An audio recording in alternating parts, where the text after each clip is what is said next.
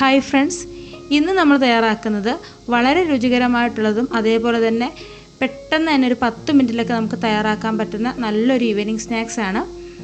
ഇത് നമ്മൾ നേന്ത്രപ്പഴം വെച്ചിട്ടാണ് ചെയ്യുന്നത്, അതുകൊണ്ട് തന്നെ നല്ല ഹെൽത്തിയാണിത്. അപ്പോൾ എല്ലാവരും വീഡിയോ സ്കിപ്പ് ചെയ്യാതെ കാണുക. നമുക്ക് വീഡിയോയിലേക്ക് പോകാം.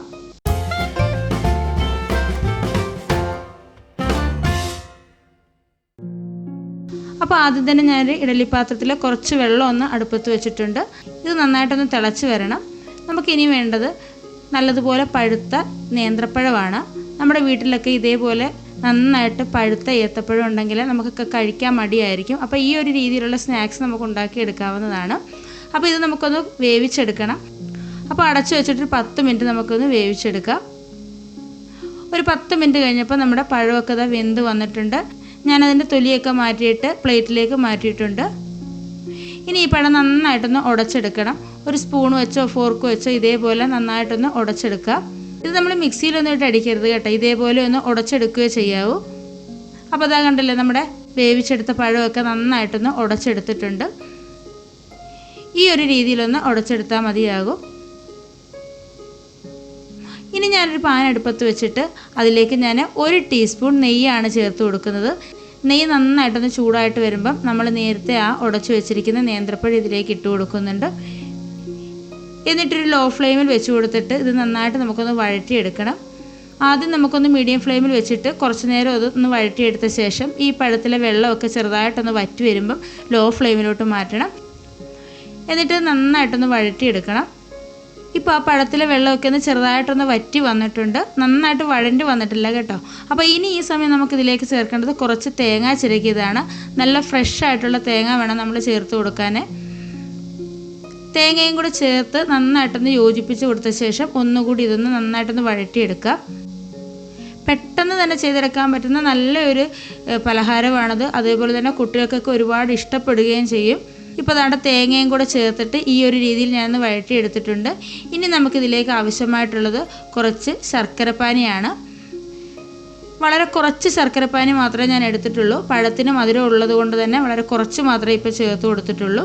ഒരച്ച് ശർക്കര ഞാൻ കുറച്ച് വെള്ളം കൂടെ ഒന്ന് ഒഴിച്ചിട്ട് ഒന്ന് അലിയിച്ചെടുത്തിട്ടുള്ളതാണ് കേട്ടോ. അതിനുശേഷം ഒന്ന് അരിച്ചെടുത്ത ശേഷമാണ് ഇതിലേക്ക് ഒഴിച്ചു കൊടുത്തിട്ടുള്ളത്.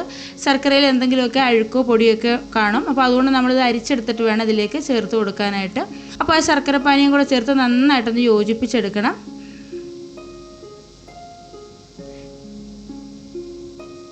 ഈ സമയം നമുക്ക് തീ ഇച്ചിരി കൂട്ടിയിട്ടിട്ട് നമുക്കൊന്ന് വഴറ്റിയെടുക്കാവുന്നതാണ്. വെള്ളം വറ്റി വരുന്നതനുസരിച്ച് ഫ്ലെയിം കുറച്ചിട്ട് വേണം നമ്മളിത് ചെയ്യാൻ.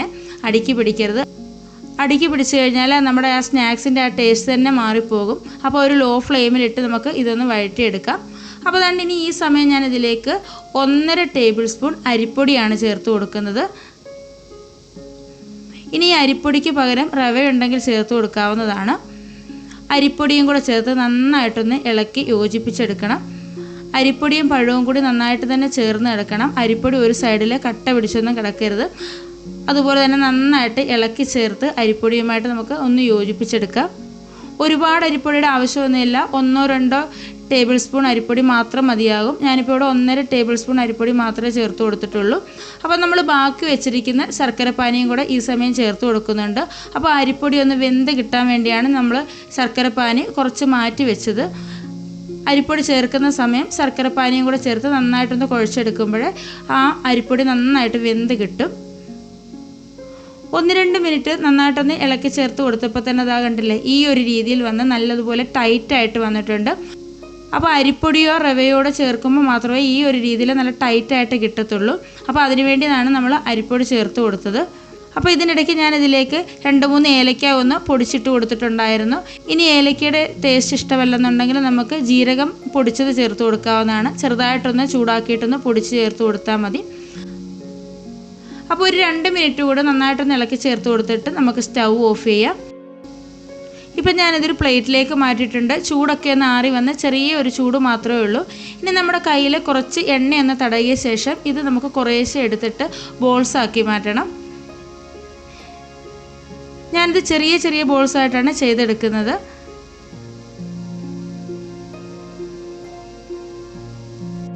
ഇതാകണ്ടില്ലേ, ഞാൻ ഈ ഒരു വലിപ്പത്തിൽ ഇതൊന്ന് ഉരുട്ടിയെടുത്തിട്ടുണ്ട്. ഇനി ഞാൻ കുറച്ച് കപ്പലണ്ടി ഒന്ന് ക്രഷ് ചെയ്തെടുത്തിട്ടുള്ളതാണ്. ഒരുപാട് പൊടിഞ്ഞിട്ടില്ല. എന്നിട്ട് അതിലേക്കൊന്ന് വെച്ച് കൊടുത്തിട്ട് ഇതേപോലെ ഒന്ന് ആക്കി എടുക്കുന്നുണ്ട്. എന്നിട്ട് ചെറുതായിട്ട് ഉടഞ്ഞു പോകാതെ ചെറിയ രീതിയിൽ ഇതേപോലെ ഒന്ന് ചുറ്റിച്ചെടുക്കുക. ഇനി നമ്മൾ എടുക്കുന്ന നട്ട്സൊക്കെ ഇതിലേക്ക് ചേർത്തിട്ട് നന്നായിട്ട് ഇളക്കി യോജിപ്പിച്ച് കൊടുത്ത ശേഷം അങ്ങനെ നമുക്ക് ബോൾസാക്കി എടുക്കാവുന്നതാണ്. നട്ട്സിൻ്റെ കൂടെ നമുക്ക് കിസ്മസ് ഒക്കെ ചേർത്ത് കൊടുക്കാവുന്നതാണ് കേട്ടോ. അതൊക്കെ നമ്മുടെ ഇഷ്ടത്തിനനുസരിച്ച് നമുക്ക് ചേർത്ത് കൊടുക്കാവുന്നതാണ്. നട്ട്സ് ഒന്നും ഇല്ലാതെ തന്നെ നമുക്കിത് ചെയ്തെടുക്കാവുന്നതാണ്. നല്ല ടേസ്റ്റാണ് ഇത് കഴിക്കാൻ. അതേപോലെ തന്നെ നല്ല സോഫ്റ്റുമാണ്. അപ്പോൾ ഇതേപോലെ തന്നെ നമുക്ക് ബാക്കിയുള്ളതെല്ലാം ഒന്ന് ബോൾസാക്കി എടുക്കാം. ഇതാ കണ്ടില്ലേ, എല്ലാം നമ്മളിവിടെ ചെയ്തെടുത്തിട്ടുണ്ട്. നല്ല ടേസ്റ്റാണിത് ഇങ്ങനെ തന്നെ കഴിക്കാനായിട്ട്. ഇനി നമുക്ക് കുറച്ചുകൂടി ഒന്ന് ടേസ്റ്റ് ആക്കുന്നതിന് വേണ്ടി നമുക്ക് കുറച്ച് കാര്യം കൊണ്ടൊന്ന് ചെയ്യാനുണ്ട്. ഇനി ഞാനൊരു പാൻ അടുപ്പത്ത് വെച്ചിട്ട് അതിലേക്ക് 1 ടീസ്പൂൺ നെയ്യ് കൂടി ചേർത്ത് കൊടുക്കുന്നുണ്ട്. നെയ്യ് നന്നായിട്ടൊന്ന് ചൂടായിട്ട് വരുമ്പോൾ നമ്മൾ ഉരുട്ടി വെച്ചേക്കുന്നതെല്ലാം ഇതിലേക്ക് ഓരോന്നായിട്ട് ഇട്ട് കൊടുക്കാം. എന്നിട്ട് നമുക്കത് ചെറുതായിട്ടൊന്ന് ഫ്രൈ ചെയ്തെടുക്കണം. അപ്പോൾ നല്ല ടേസ്റ്റ് ആയിരിക്കും. നമ്മൾ അല്ലാതെ കഴിക്കുന്നതിനെക്കാട്ടിൽ നല്ല ടേസ്റ്റ് ആയിരിക്കും നെയ്യിൽ നമ്മൾ ഇതുപോലെ ഒന്ന് ഷാലോ ഫ്രൈ ചെയ്തെടുക്കുമ്പോഴേ. പാൻ നന്നായിട്ടൊന്ന് ചൂടായി കഴിയുമ്പോൾ ലോ ഫ്ലെയിമിൽ വെച്ച് കൊടുത്തുകൊണ്ട് ഇതേപോലെ ഒന്ന് ചുറ്റിച്ച് കൊടുക്കുക.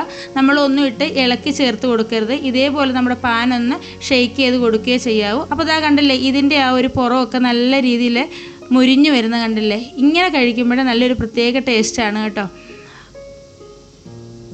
അപ്പോൾ ഒരു 2 മിനിറ്റ് മാത്രമേ ഞാനിതുപോലെ ചെയ്തിട്ടുള്ളൂ.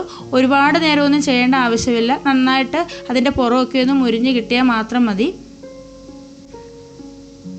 ഇതാ കണ്ടില്ലേ, നല്ല സൂപ്പറായിട്ട് കിട്ടിയിട്ടുണ്ട്. നമ്മുടെ വീട്ടിൽ ഇതേപോലെ ഒരുപാട് പഴുത്ത് പുറമൊക്കെ കറുത്ത് വന്നിട്ടുള്ള ഏത്തപ്പഴം ഉണ്ടെങ്കിൽ നമുക്ക് ഇതേ രീതിയിൽ ചെയ്തെടുക്കാവുന്നതാണ്. സാധാരണ അങ്ങനെയുള്ള ഏത്തപ്പഴമൊക്കെ എല്ലാവരും കളയുകയാണ് ചെയ്യുന്നത്. ഇനി കളയാതെ ഈ ഒരു രീതിയിൽ നമുക്ക് കുട്ടികൾക്കൊക്കെ പലഹാരം ഉണ്ടാക്കി കൊടുക്കാവുന്നതാണ്. നല്ല ടേസ്റ്റുമാണ്, അതേപോലെ തന്നെ വളരെ ഹെൽത്തിയുമാണ്. നമ്മൾ ഈ നട്ട്സൊക്കെ ഇതിലേക്ക് വെച്ച് കൊടുക്കുമ്പോൾ ഇത് കഴിക്കുമ്പോഴിടയ്ക്ക് നട്ട്സൊക്കെ കടിക്കാൻ കിട്ടുമ്പോൾ നല്ലൊരു ടേസ്റ്റാണ്. അപ്പോൾ എല്ലാവർക്കും ഇന്നത്തെ വീഡിയോ ഇഷ്ടമായെന്ന് വിചാരിക്കുന്നു. വീഡിയോ ഇഷ്ടമായിട്ടുണ്ടെങ്കിൽ ലൈക്ക് ചെയ്യാനും ഷെയർ ചെയ്യാനും കമൻറ്റ് ചെയ്യാനും അതേപോലെ തന്നെ ചാനൽ സബ്സ്ക്രൈബ് ചെയ്യാതെ ആരെങ്കിലും കാണുന്നുണ്ടെങ്കിൽ ഒന്ന് സബ്സ്ക്രൈബ് ചെയ്ത് സപ്പോർട്ട് ചെയ്യാനും മറക്കരുത്. അതേപോലെ തന്നെ നമ്മുടെ ചാനലിൽ ഒരുപാട് നല്ല നല്ല വീഡിയോസൊക്കെ അപ്ലോഡ് ചെയ്തിട്ടുണ്ട്. അതൊക്കെ ഒന്ന് കാണുക, കണ്ടിട്ട് നിങ്ങളുടെ അഭിപ്രായങ്ങൾ അറിയിക്കുക. അപ്പോൾ നമുക്ക് അടുത്തൊരു വീഡിയോയുമായിട്ട് വളരെ പെട്ടെന്ന് തന്നെ കാണാം. അതുവരേക്കും ബൈ, താങ്ക് യു.